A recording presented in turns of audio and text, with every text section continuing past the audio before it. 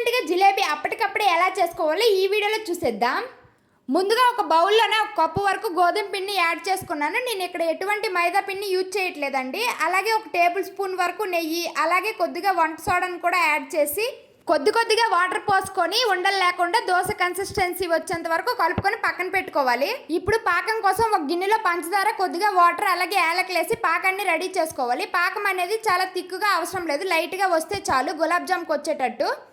ఇప్పుడు stove on చేసి ఒక కడాయి పెట్టుకొని ఆయిల్ వేసుకోవాలి. ఆయిల్ వేడెక్కేలోగా మనం ముందుగా రెడీ చేసుకున్న బ్యాటర్ని ఒక ఖాళీ ఆయిల్ ప్యాకెట్లో వేసుకొని ఈ బ్యాటర్ని కింద చిన్న రంధ్రం పెట్టి జిలేబీలు వేసుకుంటే చాలా చక్కగా జిలేబీలు అనేవి వస్తాయండి.